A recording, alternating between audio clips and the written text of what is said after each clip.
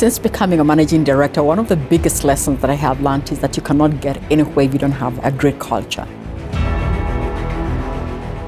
You cannot be the finance director, you cannot be the legal director, you cannot be the HR head. You basically have to work through people and through experts.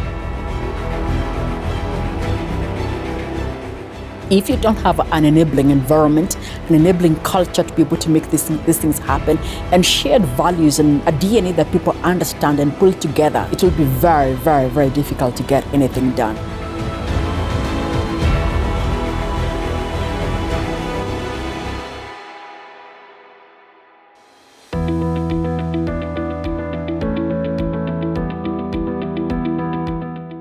The way we impact and identify with our communities to ensure that everything that we do, we stand to showcase our brand purpose, which is enriching lives. As a brand custodian and as a brand advocate, one of the things that we are doing to drive advocacy for our brand is investing in the creative industry. We have a significant gap in the skill sets in the creative industry, and especially just calling out screenwriting as an example, and also sound, technology and engineering, including production and so many other areas. So MultiChoice came up with a specific program called the Talent Factory, in which we have identified various people from across the country, including the region, to ensure that we are developing young people and bridging the gap towards the creative industry skill set. We ensure that there are products that are enriching lives and making a difference by either inspiring lifestyles, inspiring passion, or even improving the quality of education through very specific education programs.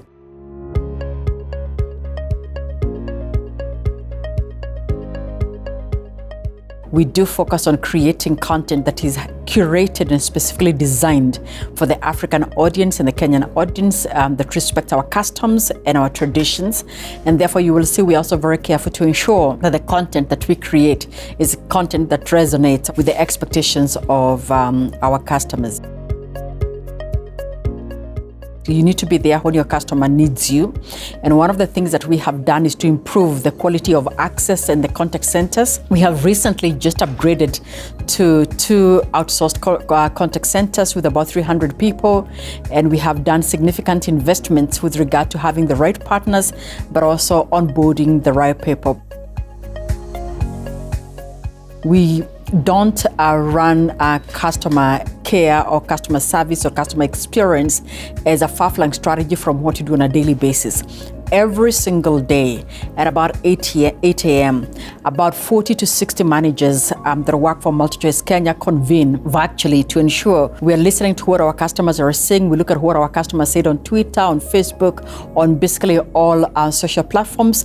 We also look at what calls we receive through our different channels, whether it is our inbound voice call center, or also look at what our customers said when they walked into the various branches that we have across the call center. We also have very specific channels that are driven by our partner agencies. We have agents on the ground. We have dealers and distributors, including electronic service providers and their agents that we call mom and pops, and across the entire country. And we also collect information from these service centers on a daily basis to figure out what our customers are saying and proactively to ensure that we are fixing the problems that our customers are either speaking to or the ideas that customers give us to add them into the way we design our products. We also ensure that we also keep our customers empowered to be able to serve themselves and support themselves. They don't necessarily have to always speak to us. And in the digital age, the last thing that a customer wants to do is to be able to wait on queue, whether it is on a physical queue or on a virtual queue or on a call queue.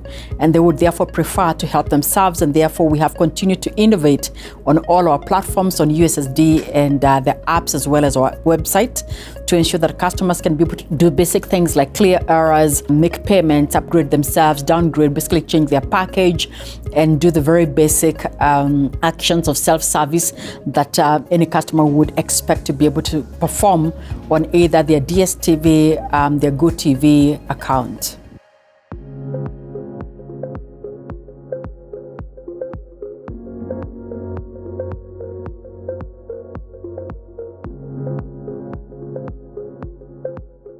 what we have been doing is to ensure that we are recruiting more channel partners and onboarding and enrolling more dealers to ensure that we also have reach across the entire country and also enroll additional installers.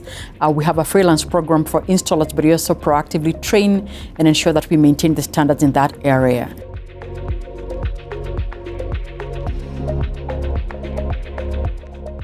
To be very specific, I'm sure as you drive around Kenya, you have seen quite a bit of work that is now currently being done to improve the visibility of our brands, both GoTV and DSTV.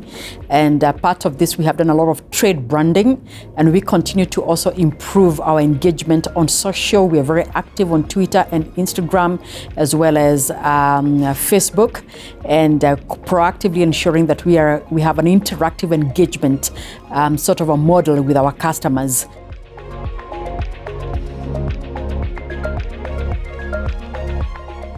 We have a priority we are calling the content marketing excellence.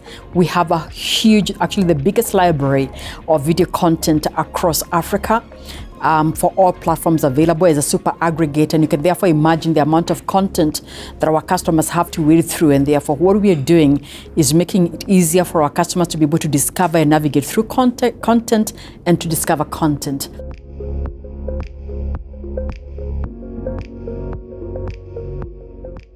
Ensuring that we have our customer first and we have a clear focus across all our touch points across the entire organization. It's in our DNA to ensure that we are supporting our customers proactively and carrying our partners along to ensure that they have the same focus. But of course, to drive a very high level of digital enablement, to drive self-service through our star 423 hash USSD platform and our My GoTV and My DSTV app platforms for self-service.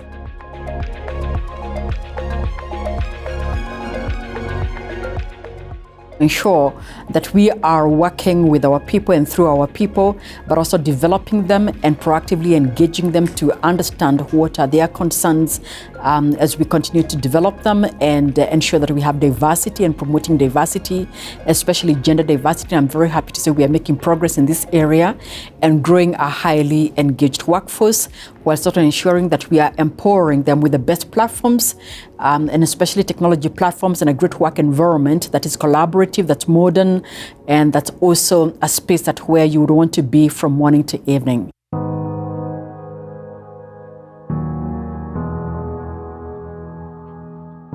The fact that we had to have a lot more people at home already presented us an opportunity, because when people are at home, they have to get entertained. They also required access to great quality, not just entertainment, but trustworthy information and news. And therefore, that was a big opportunity for us. But on the other hand, we anticipated a challenge in the hospitality industry. We also anticipated a challenge in the way we were going to sell. And we actually launched our telesales and online sales platform where you can dial star 423 and be able to either buy a decoder or request an installation, and we are able to send somebody to you, or we're able to deliver within 48 hours.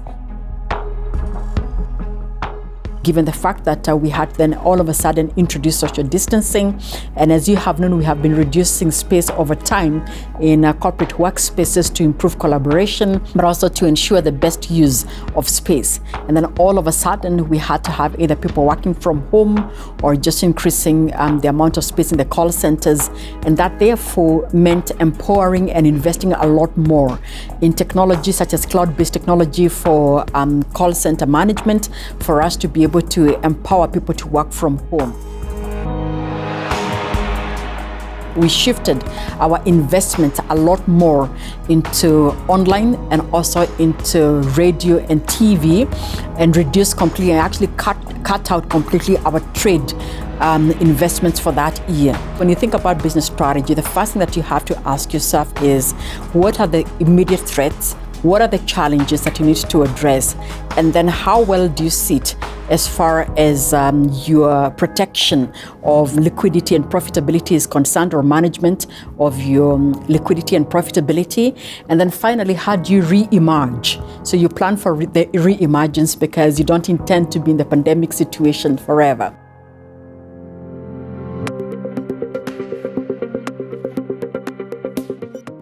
Since becoming a managing director, one of the biggest lessons that I have learned is that you cannot get anywhere if you don't have a great culture.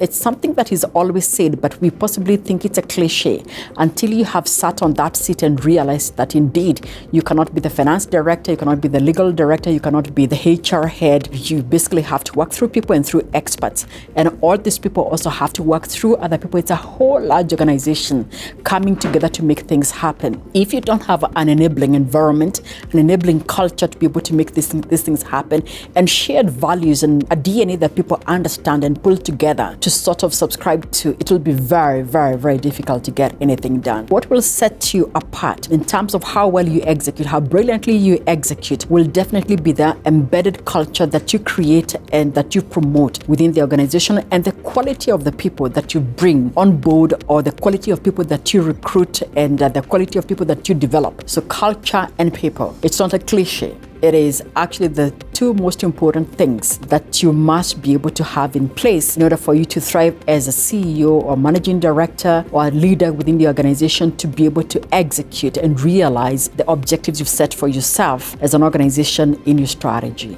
My name is Nancy Matimu. I'm the managing director of MultiChoice Kenya, and I'm sure by now you believe that we are unthinkable and I am unthinkable.